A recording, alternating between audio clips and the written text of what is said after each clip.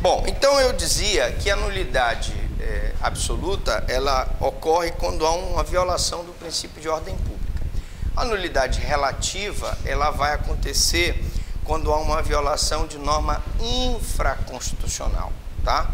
A irregularidade, ela acontece quando um ato é praticado de forma irregular. Por exemplo, uma numeração errada de uma folha do processo, uma colocação errada de um mandado no processo, etc. E a inexistência é quando aquele ato ele não tem existência no mundo jurídico. Uma sentença assinada por uma pessoa que não é juiz não tem validade como sentença. Eu falei tudo isso porque quando eu falar em anulação, nós vamos falar muito nessa questão das nulidades. Bom, quando eu falo de reforma, é justamente a mudança da condição de sucumbente, e quando eu falar de aclaramento, eu vou estar falando dos embargos de declaração, que vai ter como objetivo tirar alguma dúvida, alguma omissão, alguma contradição da sentença. Então nós estamos dando aqui essas explicações iniciais que são importantes para que você entenda o curso. Bom, e claro, com o fim de atender a pretensão deduzida no processo. Então, como direito e faculdade concedida à parte, porque o recurso é um direito, uma faculdade que tem à parte, para impugnar decisões judiciais, é o recurso meio específico, procedimento recursal, que dá ensejo ao aparecimento de dois tipos de juízo: o juízo a quo e o juízo ad quem. Tá? Então, o recurso, ele é um direito e uma faculdade. Você usa o recurso se você quiser. Você tem aquele direito, desde que preenchidos os requisitos legais. E, evidentemente, quando você recorre, esse recurso, ele vai gerar o juízo a quo e o juízo ad quem. O que é o juízo a quo e o juízo ad quem? O juízo a quo é o juízo que proferiu a sentença que está sendo objeto de recurso. E o juízo ad quem é aquele que, no efeito devolutivo, vai se devolver aquele juízo ad quem a apreciação do recurso. Então, um recurso sempre terá um juízo a quo e um juízo ad quem. Professor Franklin, se o recurso for para o mesmo juiz, quando o recurso é para o mesmo juiz, mesmo assim, ele, juiz que proferiu a sentença e que pode se retratar da decisão, vai fazer um juízo de prelibação. Então, prestem muita atenção. Eu tenho o juízo a quo e o juízo ad quem. Contudo, em alguns recursos, como os embargos de declaração e como o próprio agravo de instrumento, eu tenho a seguinte situação: eu posso ter no embargo de declaração um embargo que mostra que o juiz proferiu aquela sentença, deixou uma omissão e que justamente esse embargo será ajuizado perante o próprio juiz, que poderá corrigir aquela omissão. Mesmo assim, eu tenho um efeito devolutivo, ele vai voltar a apreciar aquela situação. No agravo de instrumento, também eu entro primeiro com o pedido perante o juízo a quo para que aquele recurso de agravo seja julgado pelo tribunal ad quem, mas o juízo a quo, tá? Pelo princípio da retratação, ele pode se retratar da sua decisão, ele pode reconsiderar aquela decisão do agravo de instrumento. Mesmo assim, eu sempre terei um juízo a quo e um juízo ad quem. O juízo a quo é aquele cujo ato de julgamento se manifesta o recurso. Então, é o juiz que proferiu a decisão que está sendo objeto do recurso, objetivando a sua reforma ou modificação. Então, por exemplo, eu tenho na apelação o juízo a quo é o juízo prolator da sentença. Então, o juiz de primeiro grau, ele proferiu uma decisão que é objeto da apelação. Esse é o juízo a quo. E o juízo ad quem é a Câmara a qual foi o recurso distribuído do Tribunal de Justiça. Então vamos fazer aqui um esquema para que o aluno possa... Atenção, alarme de incêndio, vamos desligar esse alarme de incêndio. Vamos colocar, por gentileza, no silencioso. Eu tenho aqui, então, uma decisão que é proferida por um juiz. Essa decisão, ela pode ser objeto de um recurso de apelação. Essa apelação, ela será dirigida ao Tribunal de Justiça do Estado. Esse juízo aqui é que nós chamamos de juízo a quo. Ele proferiu a decisão e foi objeto de apelação. E o tribunal é o juízo ad quem. Ora, quando eu falo Câmara, é porque eu vou ter aqui no tribunal, dependendo da composição do tribunal, eu tenho câmaras. Que são compostas por desembargadores. Vamos colocar aqui uma Câmara composta por 3 desembargadores aqui, ó. E o órgão do Ministério Público, o MP, que nessa Câmara aqui nós temos o relator, podemos ter um revisor e o órgão do Ministério Público, que aqui funciona como custos legis, ou seja, fiscal da lei, tá? Então, o juízo a quo é o juiz de primeiro grau e o juízo ad quem, o juízo de segundo grau. O juiz a quo, quem proferiu a sentença, e o juízo ad quem para quem vai eventualmente reformar ou manter a decisão. Então, o primeiro, o primeiro, que é o juiz a quo, profere a decisão, e o juízo ad quem é aquele que vai manter ou reformar a decisão. Humberto Teodoro dá uma outra definição de recurso. Ele diz o seguinte: o recurso é o meio ou poder de provocar o reexame de uma decisão. Qualquer meio que provoca o reexame de uma decisão, ele pode ou não ser recurso. Eu explico isso porque quando nós falarmos de natureza jurídica, eu vou falar da rescisória e vou falar do mandado de segurança, que também são meios que nós utilizamos para reexame de uma decisão, mas que tecnicamente não são recursos.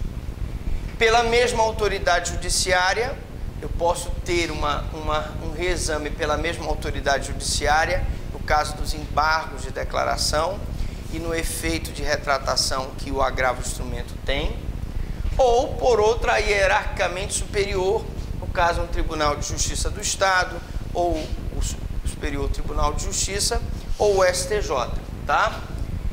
Vindo a obter a sua reforma ou modificação. E aí eu tenho a situação de reforma, modificação, anulação da decisão conforme o caso. Ou apenas a sua invalidação, que é o caso das nulidades. Não se deve, porém, confundir o recurso com outros meios autônomos de impugnação da decisão judicial, como a ação rescisória e o mandado de segurança. Nós vamos verificar aqui, também vamos falar de mandado de segurança, é uma aula excelente, uma das maiores aulas talvez, e vamos falar da ação rescisória, de que a ação rescisória e o mandado de segurança têm a natureza jurídica de ação de impugnação autônoma. Nós vamos ter um mandado de segurança quando houver violação do direito líquido e certo, né? E vamos ter a ação rescisória quando eu tiver uma sentença que precisará ser rescindida pelas hipóteses que nós vamos ver quando nós falarmos da ação rescisória. Então, a ação rescisória e o mandado de segurança, muito embora se prestem para a reforma da decisão, tecnicamente não são recursos. Até aqui tudo tranquilo? Tá bem devagar, bem cadenciado. Diga. Não. Não. O juiz ACOL sempre será o juiz de primeiro grau? Não. Eu tenho situações em que, por prerrogativa de função, uma autoridade é processada perante o Tribunal de Justiça. Então, o prefeito, por exemplo, que responde a um processo por peculato, ele vai ser processado perante o Tribunal de Justiça do Estado. Neste caso, o Tribunal de Justiça do Estado, que é o juízo competente para processar e julgar o prefeito no âmbito criminal, ele é o juízo ACOR. E aí eu terei para o prefeito um recurso especial para o juízo adquém, que seria o Superior Tribunal de Justiça, ou mesmo um recurso extraordinário para o Supremo Tribunal Federal. Então isso depende muito. Eu tenho situações de competência originária em que cabe muito a possibilidade de você analisar qual será aquele juízo que primeiro julgará. Nós temos aí um caso agora de um deputado de Minas que foi denunciado pelo Ministério Público e que está sendo acusado de improbidade, de peculato, né?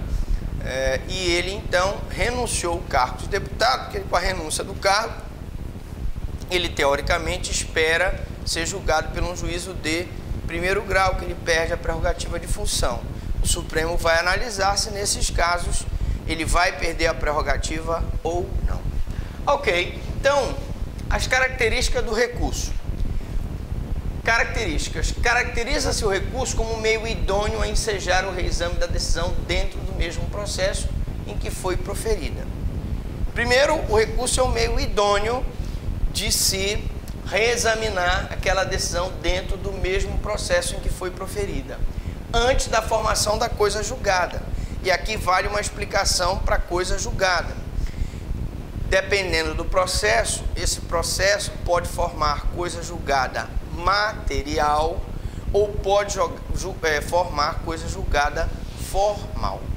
Quando eu tiver a coisa julgada material, significa que aquela decisão ela tem força de definitiva para dentro daquele processo e para fora daquele processo. Ou seja, aquela decisão não poderá mais ser revista.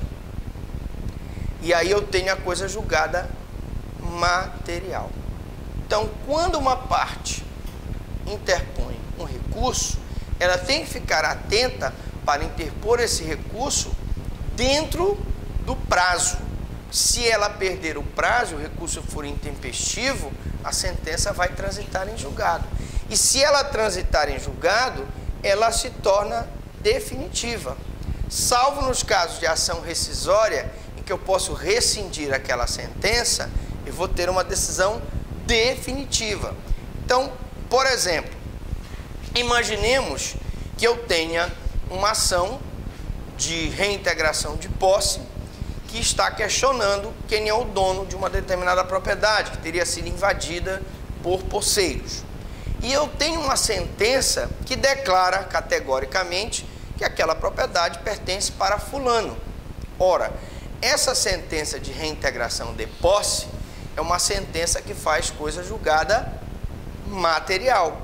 Se no prazo em que ela foi prolatada, o Cicrano e o Beltrano não recorrerem da decisão que deu o ganho de causa ao Cicrano, né? Não, foi o Cicrano que ganhou a ação, e se o Beltrano ou fulano, foi o fulano que ganhou a ação, né? O que ganhou a ação? O A que ganhou a ação, se os outros não recorrerem, ele vai, então aquela sentença vai transitar em julgado e ele não tem mais como questionar aquilo em juízo. Todavia, existem sentenças que fazem coisa julgada formal. O efeito da coisa julgada formal, ele está só dentro daquele processo, ele não se espraia para outro processo. Exemplo, se eu tenho uma decisão sobre guarda, que concedeu a guarda para o pai em desfavor da mãe, ou vice-versa, em favor da mãe em desfavor do pai, naquele momento em que foi proferida aquela decisão, a mãe apresentava melhores condições, segundo o que foi apresentado, para ficar com a guarda daquela criança. Mas a sentença que concede a guarda, ela é uma sentença que faz coisa julgada formal. Significa que se a mãe futuramente vier a maltratar a criança, a abandonar a criança, ou por algum motivo não cuidar devidamente da criança, essa guarda poderá ser invertida e o pai poderá entrar com uma nova ação de guarda e ficará com a guarda dessa criança. Então, atentar para isso. O que eu falo aqui, antes da formação da coisa julgada, é antes da formação da coisa julgada material, porque toda vez que eu tiver uma coisa julgada formal, se houver modificação do status quo da lide, pode haver uma inversão da decisão, porque a coisa julgada formal só tem decisão dentro do processo, não em outro processo, tá? Mesmo a coisa julgada material pode ser revista pela ação rescisória, que nós vamos ver. A professor Franklin quer dizer o seguinte, que não é então absoluto esse princípio da coisa julgada material. Não, não é. Ela ainda pode ser revista pela rescisória, mas em casos específicos, tá? Casos específicos. Quanto ao fim colimado pelo requerente, os recursos podem ser classificados. Vamos lá. Classificação dos recursos. Isso é muito importante porque numa prova de OAB, numa prova de concurso, o aluno às vezes passa batido, né? Então vamos ver a classificação. Letra A. De reforma, quando se busca uma modificação na solução dada a lide. Então eu tenho uma decisão de reintegração de posse, que deu a posse para o fulano, né? E o Beltrano vai recorrer. Eu tenho então uma classificação de reforma, visando obter então um pronunciamento mais favorável ao recorrente. Eu tenho a de invalidação, quando se pretende apenas anular ou cessar a decisão, para que outra seja proferida em seu lugar. Ocorre geralmente em casos de vícios processuais. E os vícios processuais aqui são, repetindo, a nulidade, que é quando há uma violação de princípio de ordem pública, a anulabilidade, que é quando há uma violação de princípios de ordem infraconstitucional, e a irregularidade e a inexistência do ato, tá? Então, quando eu tiver um vício processual, essa sentença se classificará de invalidação. E D, esclarecimento ou integração. A sentença num recurso de embargo de declaração, ela é uma sentença de esclarecimento ou integração, porque os embargos de declaração não têm como objetivo modificar a decisão, não. Os embargos de declaração, o objetivo dele é claro. Ele tem como objetivo retirar dúvidas, omissões, contradições que a sentença apresentou. Um exemplo é a sentença, por exemplo, deixou de apreciar a questão das perdas e danos. Eu vou ter, então, a necessidade dos embargos de declaração para que o juiz se pronuncie sobre uma eventual situação que não foi pedida pela parte e não foi apreciada pelo juiz. Atenção no que eu falei. Foi pedida pela parte, porque se o cidadão não pedir, após a contestação, ele não pode modificar o pedido, salvo com a anuência do réu, e, portanto, se ele não pediu as perdas e danos, ele não poderá pedir embargos de declaração, uma coisa que ele não pediu no processo. Bom, são os embargos declaratórios, como eu disse, onde o objeto do recurso é apenas afastar, né, a falta de clareza ou imprecisão do julgado ou suprir alguma omissão do julgador, quando o juiz que os decide, os recursos podem ser. Então vamos ver quanto ao juiz que os decide, os recursos podem ser. E aí vamos ver os efeitos, tá, gente? Basicamente, os recursos têm 4 efeitos. O efeito devolutivo, se devolve ao tribunal há de quem a apreciação do recurso de primeiro grau, o efeito suspensivo, que tem como objetivo suspender a execução daquela decisão. O efeito, nós temos mais dois efeitos, que é o que nós chamamos de efeito de retratação, que é a possibilidade que é aventada nos embargos, no agravo de instrumento, em que o juiz pode se retratar de sua decisão, e o efeito extensivo, que quando uma decisão for proferida em favor de uma parte e a outra parte, e essa decisão for relacionada com circunstâncias pessoais, ela não pode ser aproveitada. Mas se ela for relacionada a circunstâncias objetivas, a outra parte que não participou do recurso poderá pleitear a extensão desses efeitos. Imaginemos a seguinte situação: se o juiz, ao fixar uma reparação do dano, o faz de forma maior, no caso daquelas pessoas que são maiores de 70 anos, lógico que todas aquelas pessoas que forem maiores de 70 anos terão o direito à mesma indenização. Então isso se estende ao chamado efeito extensivo. Mas tecnicamente falando, eu tenho letra A, o efeito devolutivo ou reiterativo. Devolutivo é o nome mais conhecido. Reiterativo é que pode cair na prova de vocês, numa prova de OAB ou prova de concurso. Você vai dizer, poxa, mas reiterativo? Eu nunca ouvi falar nisso.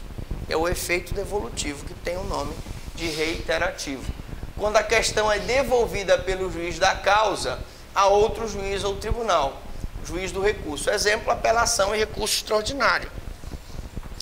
A apelação é um recurso devolutivo por excelência.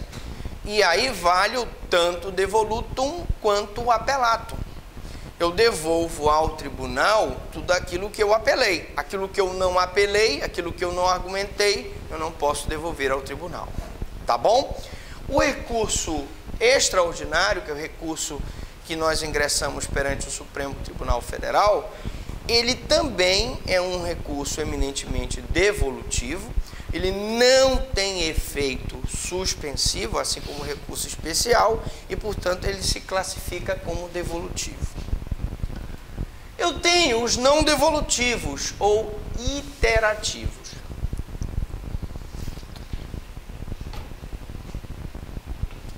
Que é o juízo são aqueles que admitem o juízo de retratação, né? Quando a impugnação é julgada pelo mesmo juiz que proferiu a decisão recorrida. Ele se chama interativo e não devolutivo, ele não devolve a apreciação para um tribunal superior. A apreciação é feita pelo próprio juiz que proferiu a decisão. E ele pode se retratar. Então aí eu tenho embargos declaratórios, você ingressa com os embargos declaratórios e evidentemente que o juiz que proferiu a decisão, que tem omissão, que tem dúvida, que tem contradição, ele mesmo pode se retratar daquela decisão. Então eu digo que existe aí um juízo de retratação, que é admitido nos embargos declaratórios, nos embargos infringentes. Ele pode se retratar, tá? Nós estamos vendo aí o julgamento da ação penal 240 pelo Supremo, em que nos embargos infringentes eu posso ter uma retratação das decisões que podem favorecer alguns réus, principalmente no que tange ao crime de formação de quadrilha e lavagem de dinheiro. Ou seja, o juiz pode se desdizer, né? Dizer o que não disse. E eu tenho os mistos, quando tanto permite o reexame pelo órgão prolator, com a devolução ao órgão superior, que é o caso do agravo de instrumento. O agravo de instrumento é um recurso considerado misto, porque ele tem um efeito devolutivo, ele pode ter o efeito suspensivo, quando o Tribunal de Justiça dá o efeito suspensivo para o agravo de instrumento, tá certo?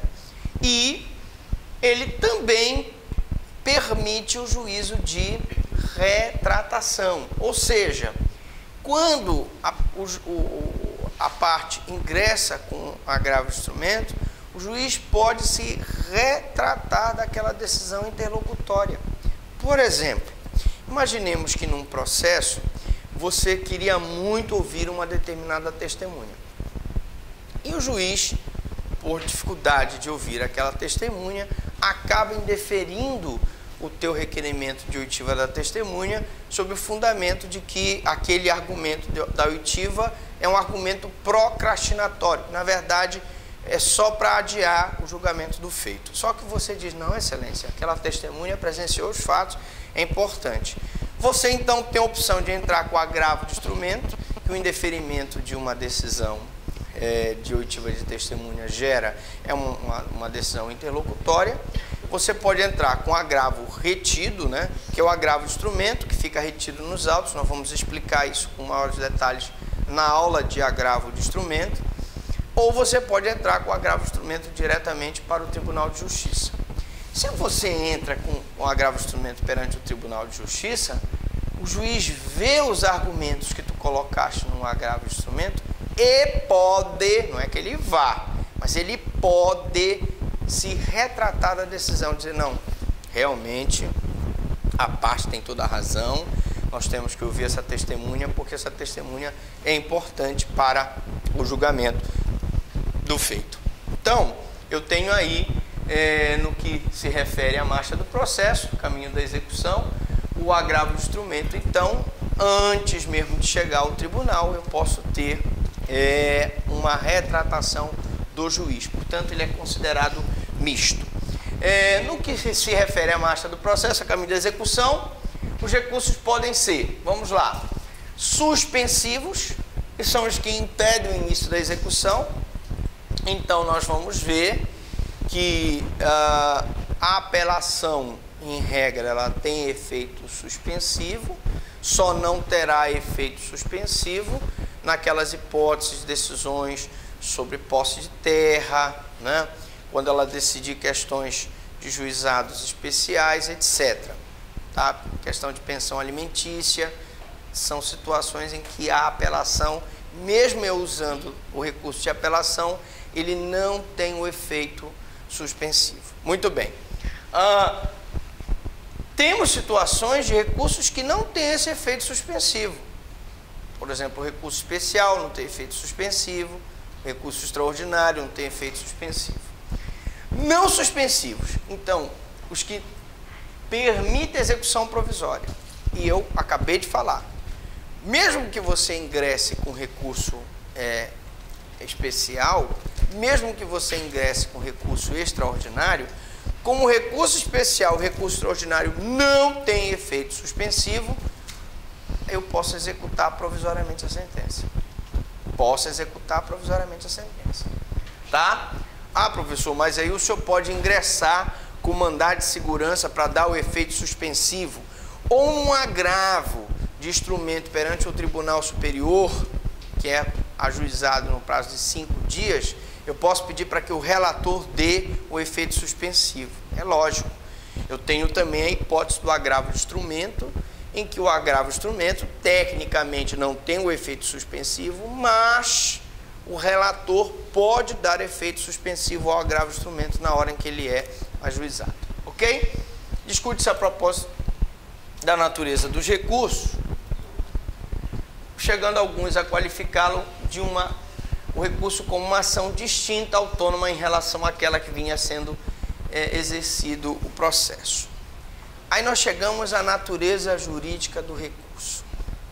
E aí eu não coloquei aqui na teoria geral dos recursos cíveis, mas nós vamos ver na teoria geral dos recursos criminais que a doutrina e a jurisprudência se dividem em relação a essa natureza jurídica. Seria o recurso uma ação distinta, autônoma em relação à ação que vinha sendo levada no primeiro grau? Ou seria a mesma ação? Ou seria um meio de impugnação? Então o Hélio Tornaglia, ele coloca essas três situações, né? Nós vamos ver quando falarmos da teoria geral criminal. Mas o fato é, uns dizem o seguinte: bom, se eu entrei com uma reintegração de posse, se eu entrei com uma consignação em pagamento, se eu entrei mesmo com uma cautelar de sequestro, de arresto, o recurso da decisão dessa cautelar, o recurso dessa consignação em pagamento, não é a mesma ação de consignação em pagamento. Tem uma certa lógica isso. Ele não é a mesma